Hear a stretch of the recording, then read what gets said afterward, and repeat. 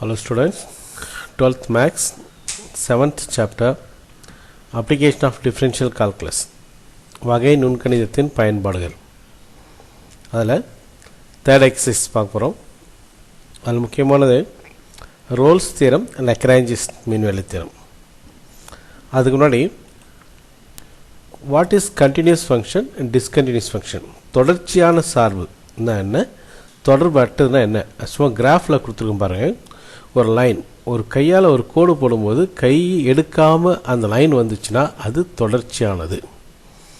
கை எடுத்து தான் மூவ் பண்ணணுன்னா அது டிஸ்கண்டினியூஸ், தொடர்பு அற்றது, தொடர்ச்சியானது அல்ல.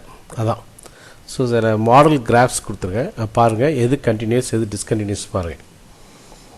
Right, continuous. அடுத்து டிஃப்ரென்ஷியபிள் பார்க்க போகிறோம். நெக்ஸ்ட் டிஃப்ரென்ஷியபிளுக்கு வந்து கண்டிஷன் கொடுத்துருப்பாங்க.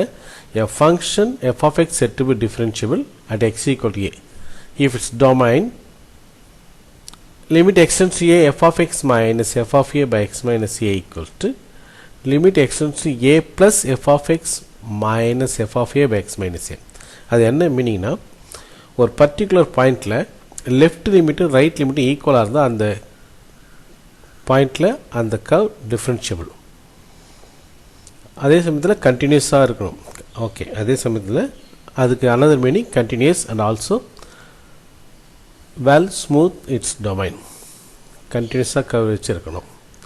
டிஸ்கண்டினியூஸ்னால் left limit right limit not ஈக்குவலாக இருந்தால் டிஸ்கண்டினியூஸ், நாட் டிஃப்ரென்ஷியபிள்னு அர்த்தம். அதே சமயத்தில் கண்டினியூஸாக இருக்கும், பட் கஸ்ப், ஒரு கர்வ் கட் பண்ணாலோ கார்னராக மூவ் பண்ணாலோ, அது பாயிண்ட் கார்னராக கட் ஆனாலோ அதெல்லாம் வந்து டிஸ்கண்டினியூஸில் நாட் டிஃப்ரென்ஷியபிளில் வரும். இப்போ நான் டிஃப்ரென்ஷியபிள் ஃபங்க்ஷன்ஸ் சில மாடல் கொடுத்துருக்கோம்.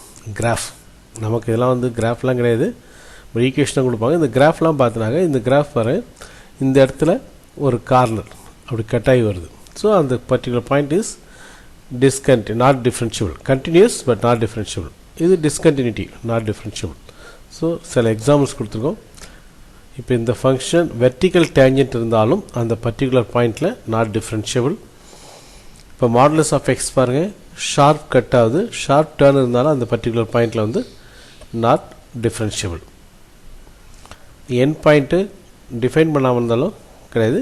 கஸ்ப், இந்த மாதிரி இந்த கர்வில் இந்த மாதிரி டேர்னிங் இருந்தாலும் அது வகையீடு காணத்தக்கது அல்ல. ரைட், நவ் இப்போ ரோல்ஸ் தியரம், இந்த எக்ஸசைஸ் தேவையானது. as Rolle's theorem states, if the function f of x is continuous on the closed interval and differentiable on the open interval a comma b and f of a equal to f of b, then there is at least one point between c between a and b such that f dash of c equal to 0.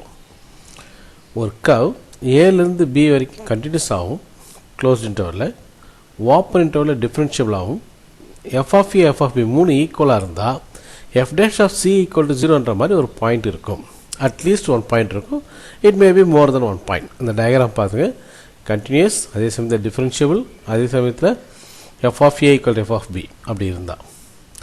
அதே Tamil Rolle's தியரம்னா மூடிய இடைவெளி a, b தொடர்ச்சியாகவும் திறந்த இடைவெளியில் வகையீடு காணத்தக்கதாகவும் f of a equal to f of b இருந்தால் ஏக்கும் பிக்கும் இடையில் c என்ற புள்ளி f dash of c equal to 0 என இருக்கும். இந்த மூணு கட்டுப்பாடு நிறைவு செய்தால் ரோலின் திரையத்தை நிறைவு செய்யும். நாம் அதை கண்டுபிடிக்க போகிறோம். First question, explain why Rolle's theorem is not applicable. ஏன் இதில் ரோல் தியரம் ஏற்றுக்கொள்ளக்கூடியது இல்லைன்னு கேட்குறேன். ஒரு ஃபங்க்ஷன் கொடுத்துருவாங்க, f of x equal to 1/x. இதில் 1/xல் டினாமினேட்டரில் ஏதாவது ஒரு வேல்யூ கொடுத்து அது பர்டிகுலராக 0 ஆகிடுச்சுன்னா அந்த வேல்யூ பிகம்ஸ் இன்ஃபினிட்டி. அப்படி இன்ஃபினிட்டி ஆகிடுச்சுன்னா அது டிஸ்கண்டினியூ ஆகிடும். இப்போ 1/x x equal to 0ல் டிஸ்கண்டினியூ ஆகிடுது. இந்த கிராஃப் வரையணுன்ற அவசியம் இல்லை, பட் கிராஃப் கொடுத்துருக்குறோம் பார்த்துங்க. இப்போ 1/xன்றது f of x is discontinuous at x equal to 0. So first point a failure. Therefore Rolle's theorem is not applicable. Next, tan x. tan x ஓட graph பாருங்கள். 0லேருந்து பை வரைக்கும் போகும்போது அதில் π/2ல் ஒரு பாயிண்டில் கட் ஆகிடும் graph. So is discontinuous at x equal to pi by two. அந்த graph தெரிஞ்சிருக்கணும், பட் எக்ஸாம் வரைய தேவையில்ல, பட் அந்த ரீசன் எழுதும்போது மைண்டில் இருந்தால் கொண்டு வரணும். Okay, therefore Rolle's theorem is not applicable. Third பாருங்கள், எக்ஸ் மைனஸ் 2 log எக்ஸ் கிராஃபை கொடுத்துருக்குறேன். இது 2 to 7 வேல்யூஸ் கொடுத்தா அக்செப்ட் ஆகும். ஸோ கண்டினியூஸ், அதே சமயத்தில் டிஃப்ரென்ஷியேட்டும் பண்ண முடியும். But f of 2 value F of 7 value not equal. மூணாவது கண்டிஷன் ஃபெயிலியர். 3 கண்டிஷன் எந்த ஒரு கண்டிஷன் ஃபெயிலியராக இருந்தாலும் ரோல்ஸ் தியரத்தை அதை பயன்படுத்த முடியாது. கொஸ்டின் தமிழில் கொடுத்துருக்காங்க. இப்போ ரோலின் சார்புகளுக்கு ஏன் பயன்படுத்த முடியாதுன்னு கேட்டிருக்காங்க. 3 கட்டுப்பாடு கொடுத்துருக்காங்க. 3 கட்டுப்பாடில் எந்த கட்டுப்பாடு ஃபெயிலியர் ஆனாலும் பயன்படுத்த முடியாது. இந்த first function f of x equal to 1/x. இதில் எக்ஸுக்கு 0 கொடுத்தா அந்த ஃபங்க்ஷன் இன்ஃபினிட்டி போயிடும். இன்ஃபினிட்டி போச்சுன்னா அந்த பர்டிகுலர் பாயிண்டில் அந்த கிராஃப் கட் ஆகிடும். பிக்சரை பாருங்கள். இப்போ எக்ஸ் ஈக்குவல் 0வில் தொடர்ச்சி ஆட்டுறது, அப்போ ரோலின் தேற்றத்தை பயன்படுத்த முடியாது. Next tan x. tan xோட கிராஃப் உங்களுக்கு தெரிஞ்சிருக்கணும். tan x வந்து 90, tan 90 இன்ஃபினிட்டி போயிடும். ஸோ அந்த tan 90 இன்ஃபினிட்டி போடுறோம், அந்த பர்டிகுலர் பாயிண்டில் அது தொடர்ச்சி ஆட்டுறது. இதுலேயும் ரோலின் தேற்றத்தை பயன்படுத்த முடியாது. நெக்ஸ்ட்டு பாருங்கள், 2 to 7 என்ன வேல்யூ கொடுத்தாலும் ஆன்சர் கிடைக்கும், தொடர்ச்சியானது. அதே சமயத்தில் வகையிலும் கண்டுபிடிக்க முடியும். ஆனால் F of 2 value F of 7 value வெவ்வேறையாக இருக்குது. இந்த 3 கட்டுப்பாட்டில் 3வது கட்டுப்பாடு இதில் நிறைவு செய்யறதுனால அதுலேயும் ரோலின் தேற்றத்தை பயன்படுத்த இயலாது. இப்போ second, using Rolle's theorem determine the value of X. ரோலின் தேற்றத்தை பயன்படுத்தி எக்ஸின் மதிப்பு காண்கிறேன். இப்போ ரோலின் தேற்றன்றது 3 கட்டுப்பாடு முதல் நிறைவு செய்யணும். ஃபஸ்ட்டு இப்போ ஃபங்க்ஷன் கொடுத்துருக்காங்க. அந்த ஃபங்க்ஷன் 0 to 1 என்ன வேல்யூ கொடுத்தாலும் அக்செப்ட் ஆகுது. ஸோ கண்டினியூஸ், தொடர்ச்சி. அது 0 to 1 டிஃப்ரென்ஷியேட் பண்ணாலும் அதே மாதிரி கண்டினியூஸாக இருக்கும். ஸோ டிஃப்ரென்ஷியபிள், வகையீடு காணத்தக்கதுன்னு சொல்லிட்டோம். அடுத்து ஃபஸ்ட்டு 0 எடுத்து கொடுக்குறோம், 0. அடுத்து 1 எடுத்து சொல்லிட்டோம், 0 ஆகுது. அப்போ இது ஏ, இது b. F of A equal to F of b 3 condition நிறைவு பண்ணிடுது. நிறைவு பண்ண பிறகு நான் சி என்ற பாயிண்ட் கண்டுபிடினா ரோல்ஸ் சொன்னபடி f dash of C equal to 0 மாதிரி ஒரு பாயிண்ட் இருக்கும். ஸோ இது f dash of C equal to 0 எடுக்கிறோம். அதுக்குள்ளே எஃப் டேஷ் ஆஃப் எக்ஸ் கண்டுபிடிச்சி வச்சு அதில் சப்ஸ்டியூட் பண்ணுறோம். You'll get C equal to 1/2 வருது. அந்த 1/2 வித்தின் த இன்டர்வலில் இருக்குது. 1/2 பிலாங்ஸ் டு 0,1 ஓப்பன் இன்டர்வல் இருக்குது. Therefore C equal to 1/2. அந்த சின்றது தான் X. Therefore X equal to 1/2. Second question same. அந்த ஃபங்க்ஷனை பார்த்தோன்னே ஏதாவது பர்டிகுலர் வேல்யூக்கு டினாமினேட்டரில் வேல்யூஸ் கொடுக்கும்போது இன்ஃபினிட்டி போச்சுன்னா டிஸ்கண்டினியூ ஆகும். இதில் என்ன வேல்யூ கொடுத்தாலும் அக்செப்ட் ஆகுது. ஸோ கண்டினியூஸ், வகையீடு காணத்தக்கது, தொடர்ச்சி, டிஃப்ரென்ஷியபிள் ரெண்டுமே எழுதுறீங்க. அதன் பிறகு ஏ பி 2 வேல்யூ சப்ஸ்டியூட் பண்ணால் 2 வேல்யூ ஈக்குவல் வேல்யூ தான் வருது. So F of A equal F of B வந்துடுது. நான் அதை டிஃப்ரென்ஷியேட் பண்ணி வச்சுக்கிறோம். F dash of X root X differentiate 1/2 root X, x/3 1/3 differentiate பண்ணிவிட்டு F dash of C equal to 0ன்ற மாதிரி ஒரு பாயிண்ட் இருக்கும். அந்த பாயிண்ட்ஸ் கண்டுபிடிக்கிறோம். சி ஈக்குவல் 9/4 வருது. 9/4 0,9 நடுவில் தான் இருக்குது. அப்போ தட் இஸ் அந்த எக்ஸோட வேல்யூ 9/4. அதுலேயே another question. Second, f of x equal to x square minus 2x by x plus 2. இதில் எக்ஸ் ஈக்குவல் டு -2 கொடுத்தா அந்த பர்டிகுலர் ஃபங்க்ஷன் வந்து டிஸ்கண்டினியூ ஆகிடும். பட் அவங்க கொடுத்துருக்க லிமிட்டில் -2 இன்க்ளூட் பண்ணவே இல்லை. ஸோ அவங்க கொடுத்துருக்க டொமைனில் அந்த சார்பில் தான் நம்ம டிஃபைன் பண்ணணும். அந்த சார்பில் -1லேருந்து 6 வரைக்கும் எதை கொடுத்தாலும் அக்செப்ட் ஆகும். ஸோ கண்டினியூஸ், டிஃப்ரென்ஷியபிள் என்று சொல்லிடுறோம். அடுத்து எஃப் ஆஃப் -1 கண்டுபிடிச்சி பார்க்குறோம். கண்டுபிடிச்சிக்கிறோம் 3 எஃப் ஆஃப் 6 சப்ஸ்டியூட் பண்ணுறோம், 3 வருது. அப்போ F of A equal to F of B வருது. இப்போ ரோலிங் தேற்றத்துப்படி F dash of C equal to 0 அந்த கண்டிஷனை சப்ஸ்டியூட் பண்ணுறோம். ஒரு குவாட்ரேட்டிக் ஈக்குவேஷன் வந்து சிக்கு வேல்யூ கண்டுபிடிக்கிறோம். குவாட்ரேட்டிக் ஈக்குவேஷன் இருபடி சமன்பாடு தீர்வு கண்டுபிடிக்கிற மெத்தடில். அப்போ சி ஈக்குவல் டு -√2 + 2√2 வருது. அப்போ -1,6 நடுவில் இருக்குது. So X belong, therefore X equal to X ஆனது அது புள்ளின்னு சொல்லி டிஃபைன் பண்ணிடுறோம். நெக்ஸ்ட், லக்ராஞ்சிஸ் மீன் வேல்யூ தேரும். இப்போ ரோல் வந்து 2 கண்டிஷன் 3 கண்டிஷன் கொடுத்துருந்தாங்க. Lagrange's 2 condition. If f of x is continuous in close interval a, b, differentiable in open interval a, b, then there exists at least one point c belongs to open interval a, b such that f dash of c equal to f of b minus f of a by b minus a. So இதில் பாருங்கள், f of a f of b ஈக்குவலாக இருக்கணுன்ற கட்டாயம் கிடையாது. அந்த particular பாயிண்டில் tangent வந்து அந்த f of a f of b connect பண்ணால் வரக்கூடிய லைனுக்கு பேரலாக இருக்கும். அது ரோல்ஸில் ஈக்குவலாக இருக்கும். லக்ராஞ்சிஸ் 2 கண்டிஷன் தான்.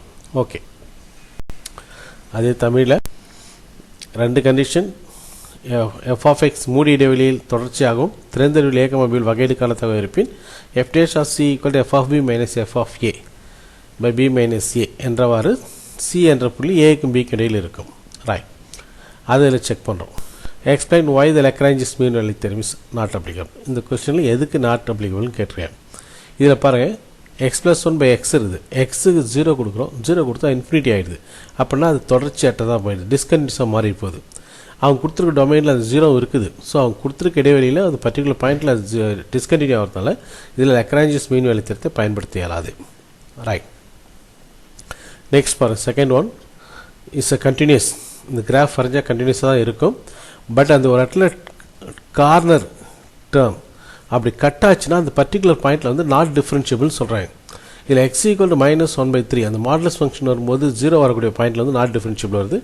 x ஈக்குவல் டு -1/3 கொடுத்தா 0 வருது. ஸோ அந்த பர்டிகுலர் பாயிண்ட் நாட் டிஃப்ரென்ஷியபிள், வகையீடு காணத்தக்கது அல்ல. அதில் Lagrange's mean value theorem பயன்படுத்த இயலாது அப்படின்னு சொல்லிடுறோம். Right, same question.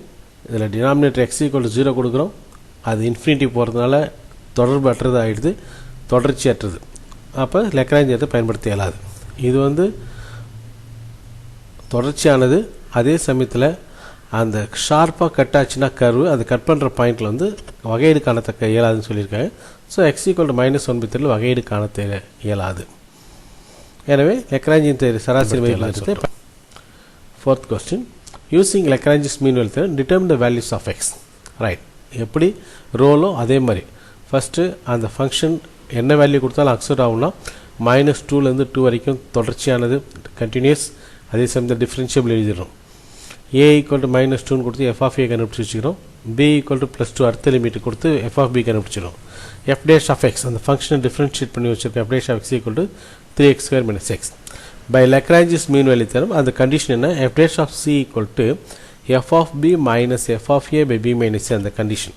அந்த கண்டிஷனில் சப்ஸ்டியூட் பண்ணுறோம். c ஈக்குவல் டு +or-2/√3 வருது.